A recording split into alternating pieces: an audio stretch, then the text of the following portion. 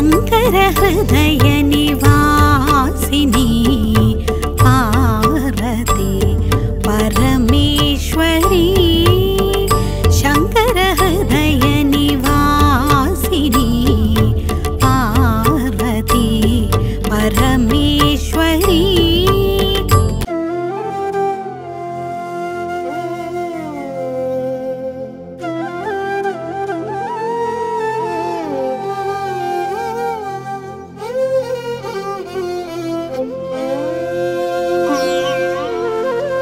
बगलामुखी बगलामुखी पीतांबरधारी बगलामुखी बगलामुखी बगलामुखी पीतांबरधारी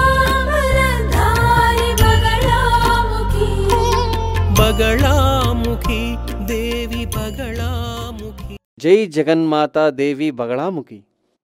ओम क्रीं बगलामुखी वरदे सर्वसौभाग्यप्रदायिनी समस्तभक्तानां सर्वाभीष्टं साधय साधय क्रीं ओम स्वाहा। మాంగళ్య దోష పరిహారం దీని గురించి మీ అందరికీ చాలాసార్లు చెప్పాను, కానీ ఇప్పుడు మళ్ళీ మీ అందరికీ దాని గురించి చెప్పాల్సిన సందర్భం వచ్చింది. ఎందుకంటే ఒక 15 రోజుల ముందు ఇద్దరు పేరెంట్స్ అనగా అమ్మాయి ఇంటి తరపు నుంచి మరియు అబ్బాయి ఇంటి తరపు నుంచి అమ్మాయి పేరెంట్స్ తన అమ్మా నాన్న అలాగే అబ్బాయి వాళ్ళ అమ్మా నాన్న వీళ్ళిద్దరూ ఆ నలుగురు కలిసి నా దగ్గరికి వచ్చారు. వాళ్ళొచ్చి చెప్పారు, స్వామి నా కూతురికి పెళ్ళయ్యి 6 నెలలు కలిసే ఉన్నారు, కానీ ఇప్పుడు విడిపోయారు.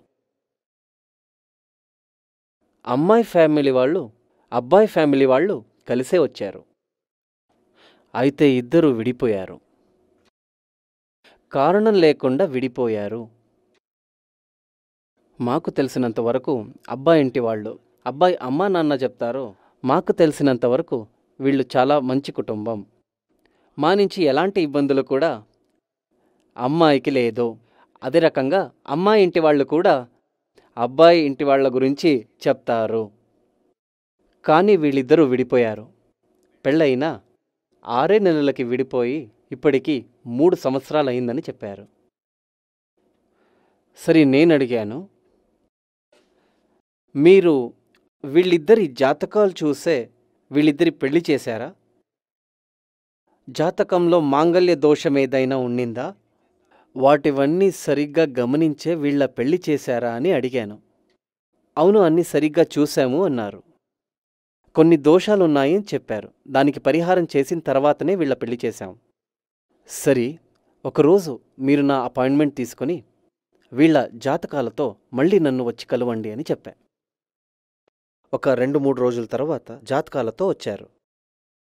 ఆ జాతకం చూస్తున్నప్పుడు ఆ జాతకంలో నేను సంపూర్ణంగా గమనించాను. నా వరకు నక్షత్రాల గురించి కూడా చూశాను.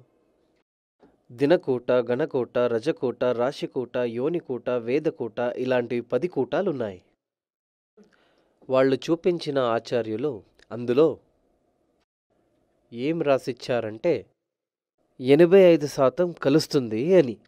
అంటే 8 కూటాలు కలిసొచ్చిందనమాట. ముగ్గురు ఇవ్వబడిన ఆ వాళ్ళ సర్టిఫికెట్, ఆ ఒపీనియన్, ఆ అస్ట్రాలజర్స్ ఇచ్చిన ఆ కూటాలని చూసి ఆ కూటాలు కలుస్తాయనే లిస్టు కూడా వాళ్ళు నాకు ఇచ్చారు. కలుస్తుంది, అయినా విడిపోయారు. కారణం ఏమని అడిగితే అబ్బాయి కూడా చెప్పట్లేదు, అమ్మాయి కూడా చెప్పట్లేదు. నేను చెప్పాను, ఈ జాతకాల ప్రకారం ఇంతకు ముందే చూసి చెప్పినట్టు ఆచార్యులు చెప్పినవన్నీ కరెక్టే, ఈ జాతకం కలిసింది అని. వాళ్ళు చెప్పినట్టు 8 కూటాలున్నాయి. ఆ 8 కూటాలు నక్షత్ర కూటాలు మాత్రమే.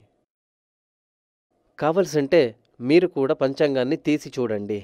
రాశికూటం, రాశ్యాధిపతి కూటం, వర్షకూటం ఇలాంటివన్నీ ఉంటాయి. స్త్రీ నక్షత్రానికి ఎలాంటి నక్షత్రాలు కలిసి వస్తాయని కూడా రాసి ఉంటారు. ఇది నక్షత్ర కూటాలు మాత్రమే. అది టోటలా 10 కూటాలు పంచాంగంలో రాసి ఉంటారు. కానీ చూస్తే పంచాంగంలో ఇవ్వబడిన 10 కూటాలు కలిసినప్పటికీ జాతకం కలిసి రాకపోతే పెళ్లి చెయ్యరాదు. ఇది చాలా ముఖ్యం. జాతకాల కలయికల ఆ ఘట్టం, ఆ ప్లానిటరీ పొజిషన్స్ జాతకమే లేని ఒక వ్యక్తికి కావాలంటే ఈ 10 కూటాలు, నక్షత్ర కూటాలు చూడవచ్చు.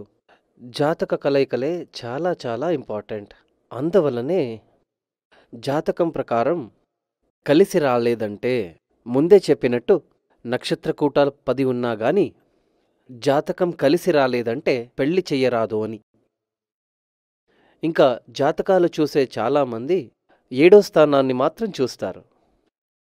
7వ స్థానం అంటే మాంగళ్య స్థానం, పురుషుడి 7వ స్థానం కలిసే స్థానం. అలాగే స్త్రీకి 10వ స్థానం తన హస్బెండ్. ఇది మాత్రం చాలదు.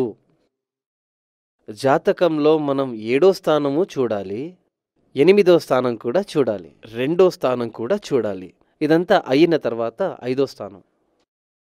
7వ స్థానం మాంగళ్య స్థానం. ఆ 7వ స్థానంలోని అంటే ఆ 7వ స్థానంలో ఉండే గ్రహాల్ని చూసి దశాకాలం లేక భుక్తికాలంలోనే చూసే పెళ్లి జరుగుతుంది. దాన్ని ముఖ్యంగా చూసే ఎప్పుడు వివాహం జరగనుంది, ఎలాంటి అబ్బాయి దొరుకుతాడు, ఆ వరుడు ఏం పని చేస్తాడు, ఓవర్సీస్లో ఉంటాడా, మన దేశంలో పనిచేస్తాడా అని 7వ స్థానంలో చూసి చెప్పవచ్చు. 7వ స్థానంలో ఉండేటువంటి గ్రహం, దాని సహాయంతో మనం అన్నీ ముందే తెలుసుకోవచ్చు. ఒక గ్రహాన్ని చూసి బలం చెప్తే అది సరిపోదు. అందుకే 3 గ్రహాల్ని చూసి బలం చెప్పాలి. ఆ 7వ స్థానం ఏం చెప్తుందంటే అబ్బాయి ఏం పని చేస్తుంటాడు, ఎక్కడుంటాడు, అతని క్వాలిటీ ఏమి, ఇవన్నీ 7వ స్థానంలో తెలుస్తుంది.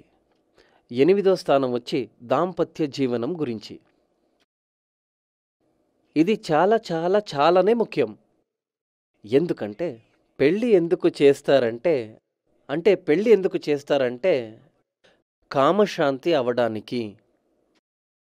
8వ స్థానంలో కామం గురించి తెలుస్తుంది. ఆ 8వ స్థానం మాత్రం కాదు, అందులో ఉండే గ్రహం శుక్రుడు. 8వ స్థానంలో ఉండేటువంటి బాబాని చూడాలి.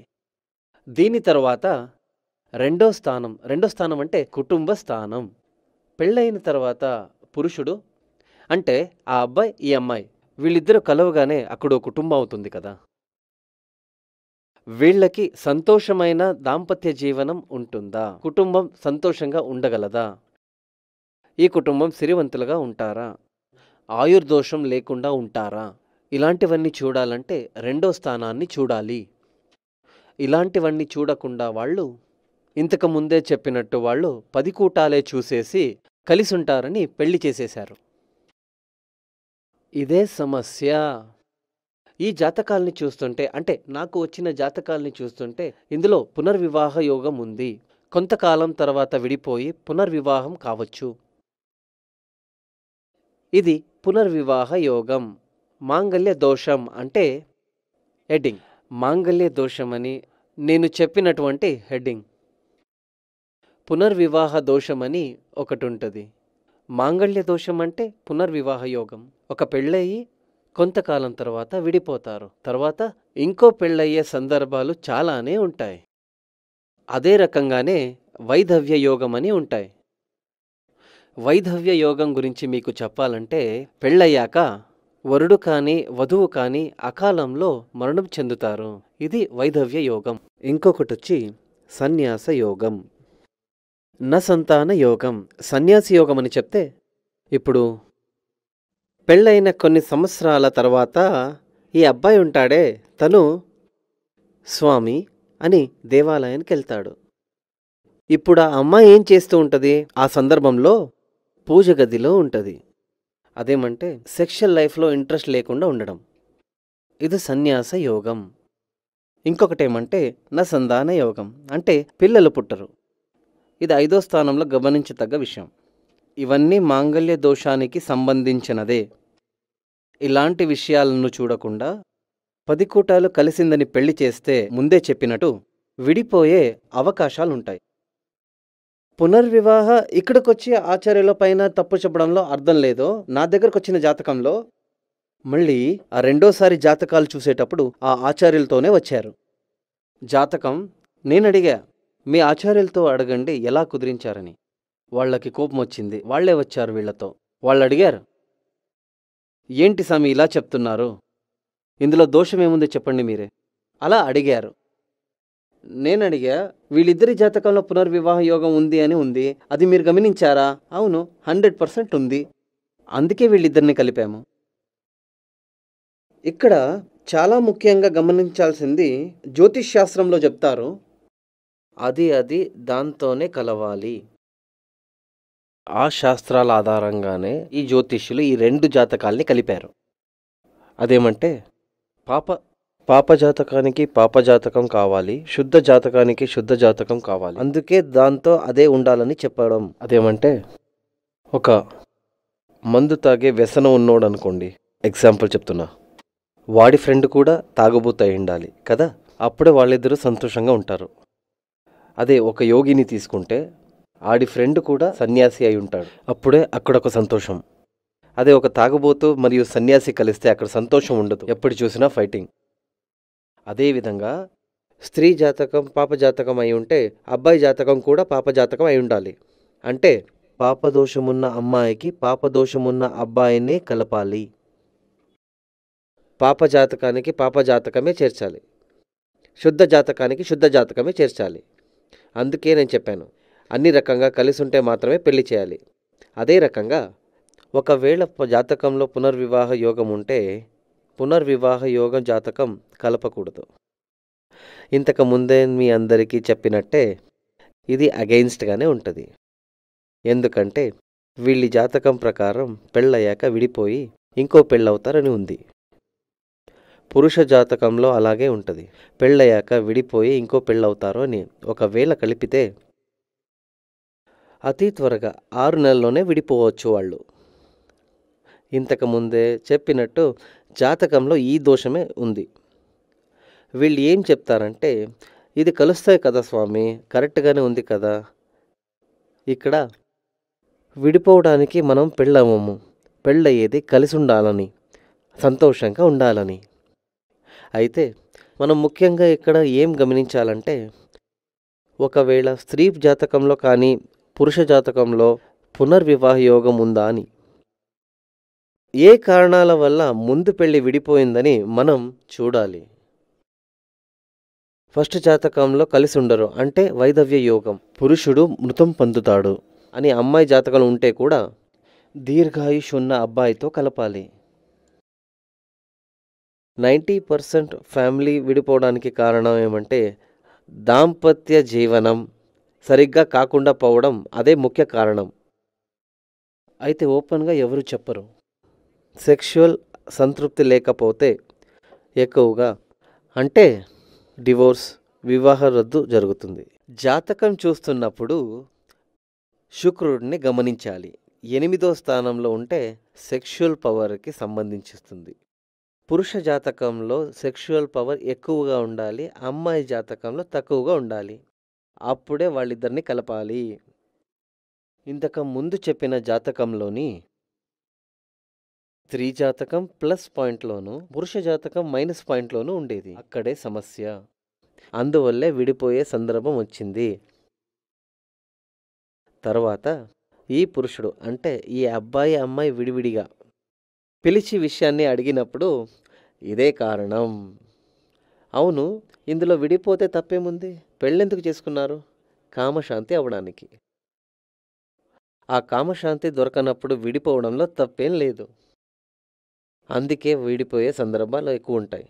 ఇంతకుముందే వీళ్లతో అడిగాను, అవును ఇలాంటి ఒక దోషం ఉంది, దీనికి ఏదైనా పరిహారం చూసారా అని. అప్పుడు వాళ్ళు చెప్పారు, అవును స్వామి, చాలా అంటే చాలానే ప్రయత్నించాం, ఎవరు ఏమేం చెప్పినా అన్నీ పాటించాం అని చెప్పారు. ఏమేం పరిహారం చేశారని చెప్పవచ్చా అని అడిగా. వెంటనే వాళ్ళు బ్యాగు తీసి అందులో ఒక పేపర్ తీసి అందులో ముఖ్యంగా ఏం రాసుందంటే, ఏదో ఒక చోటకెళ్ళి అరటికాయ చెట్టుకి పెళ్లి చేసి దాన్ని కొట్టేయాలని. ఇక్కడ చూడండి, ఏ ఒక్క జ్యోతిష్య గ్రంథంలో కూడా ఇలాంటి పరిహారాలని ఎవరూ సూచించలేదు. చాలామంది నా దగ్గరకు వచ్చి ఏదేదో పరిహారం చేశాము, కానీ ఇప్పుడు విడిగానే ఉంటున్నాం. నేను అడుగుతాను, చెట్టుకి తాళి కడితే కుటుంబం నడపొచ్చా? మరి ఎలా చెట్టుని కట్ చేసిన తర్వాత దోషం పరిహారం అవుతుందని చెప్పవచ్చు? అది తప్పు. అది సరైన పరిహారం కాదు. ఇంకా కొంతమంది చెప్తారు, ఆ దేవాలయానికి వెళ్ళాము, ఈ దేవాలయానికి వెళ్ళాము అని చెప్తారు. దేవాలయానికి వెళ్ళేది చాలా మంచిదే, క్షేత్ర దర్శనం చేసేది మంచిదే, అది గంగా స్నానానికి సమం. అలా చేయడం మంచిదే. ఈ విషయానికి సంబంధించి ఇంకా ముందు ముందు దీని పరిహారం గురించి మీ అందరికీ చెప్పాలి. మీరు నా కోసం వేచి ఉండండి. జై జగన్మాత దేవి బగళాముఖి సమస్త భక్తానాం సర్వాభీష్టం స్వాదయ స్వాదయ క్రీం ఓం. శ్రీ సూర్యమంగళం అద్వైత వేద విద్యాపీఠంలో తాంత్రిక పూజల్లో సిద్ధహస్తులైన ఎందరో ఆచార్యులు అమావాస్య, పౌర్ణమి రోజుల్లో ప్రత్యేక యాగాలు నిర్వహిస్తారు.